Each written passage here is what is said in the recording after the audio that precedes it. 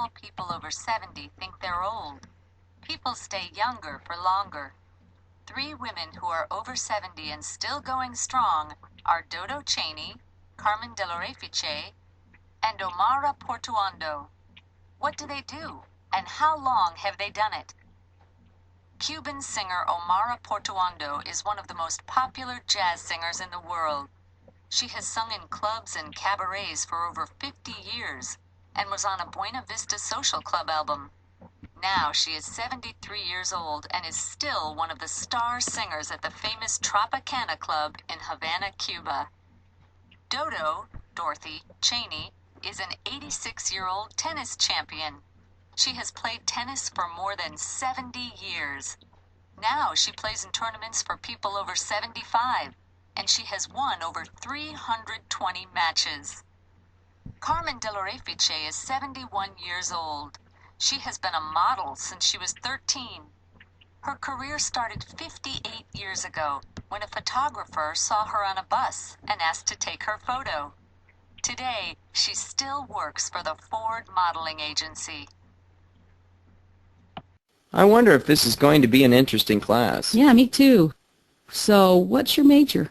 Well, I've been batting around the idea of going into business, but I haven't decided yet, and my dad keeps telling me I have to choose a major, but I'm undeclared at the moment. Ah, that's what happened to me my freshman year. Oh, so what year are you in school? I'm a senior, and I only have to take 10 more credits to graduate. Well, that must feel great to be almost finished with school. You can say that again. But once I graduate, I have to start repaying a student loan. Ooh. So I'm not looking forward to that.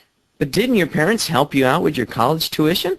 No. My dad said he wasn't made of money, so he thought I should earn my own education. So I worked like crazy in the summer and part-time during the school year to cover my costs. Well, that's parents for you. And I received some financial aid and a scholarship one year, which really saved me. Oh, that's nice. But this past year, school has been more demanding, so I haven't been able to work as much. Well, at least you can see the light at the end of the tunnel. That's true. Well, have you lined up a job yet? Not yet, but I'm trying to line up a few interviews at the job fair next month. Well, at least you have some ideas on your future. I'm taking a business class right now, and the teacher always lectures us by saying that life is difficult, and we should prepare for our futures by setting realistic goals. And the only place that success comes before... Work is in the dictionary. Yeah. Yeah, I've heard all that before. Let me guess, is your teacher Paul Jones? Yeah. How do you know him? Did you have him too? The guy is, he's just real. He's my dad. Yep. Your dad? I didn't mean anything by what I said. I wasn't bad-mouthing him or anything. He's a good teacher and all. It's just that... Hey, he's a dad. That's what dads do. Well, lecture. He has about 1,000 sermons on life, and he always shares them in his classes. Yeah. Well, nice talking to you. I have to go. Same here. Bye. I'll tell Mr. Jones you said hello, and maybe we could study together at my house? No. Hello, 24th Precinct. Officer Jones speaking. Help! Yeah, it was wild. Really bizarre. Calm down, sir. Now, what do you want to report? Well, I'd like to report a UFO sighting. A what? What do you mean, what? An unidentified flying object. Wait, tell me exactly what you saw. Well, I was driving home from a party about 3 hours ago, so it was about 2 a.m. when I saw this bright light overhead. Okay, and then what happened? Oh, man.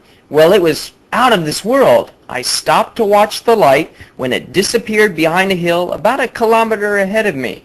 All right, then what?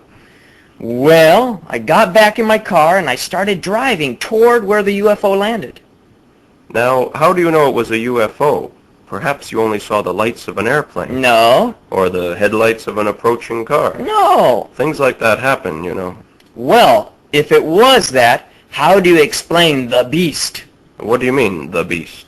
Okay, I kept driving for about 5 minutes when all of a sudden this giant, hairy creature jumped out in front of my car. Oh, yeah? Then what? Well, then the beast picked up the front of my car and said, "Get out of the car, I'm taking you to my master." Something like that. Wow, a hairy alien who can speak English. Come on. I'm not making this up if that's what you're suggesting. Then, when I didn't get out of my car, the beast opened the car door, carried me on his shoulders to this round-shaped flying saucer, and well, that's when I woke up alongside the road. The beast must have knocked me out and left me there. Well, that's the best story I've heard all night, sir. Now, have you been taking any medication, drugs, or alcohol in the last 24 hours? You mentioned you went to a party. What? Well, I did have a few beers, but I'm telling the truth. Okay. We have a great therapist that deals with these kind of cases. I'm not crazy. Well, we'll look into your story. Thank you.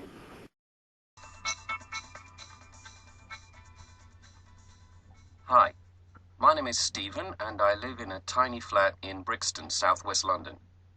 I chose to live here because there is never a dull moment in a city like London.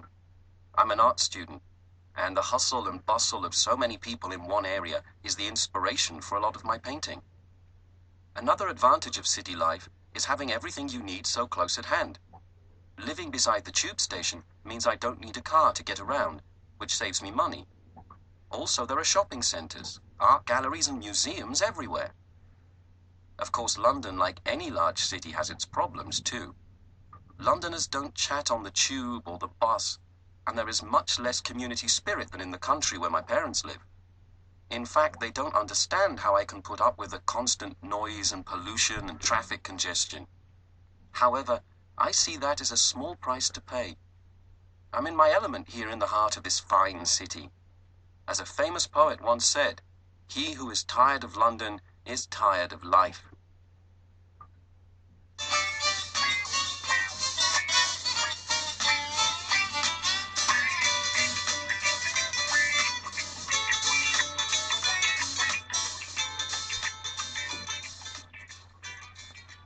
Hello, or good day, as we say down under. My name is Mariana, and I live in New South Wales, Australia, on a huge ranch called the Rain Riverland.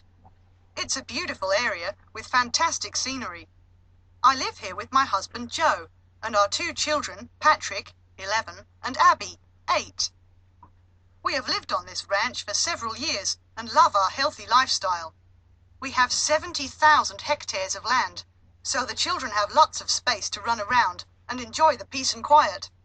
The air is clean and fresh, and we produce a lot of our own food, so we are sure that what we eat is fresh. There's lots of hard work to do running a ranch, but we don't mind. Of course, there are some negative aspects to life out here. There are often droughts in Australia, and sometimes we can't grow any crops for months. We feel isolated sometimes too, especially since the nearest neighbours are almost 100 kilometres away. Another problem is that many things are not as easily available as in the city. There are no local facilities such as schools, supermarkets and shops. And if we are ill, we have to call the flying doctor. Although life here can be difficult, we wouldn't change it for the world.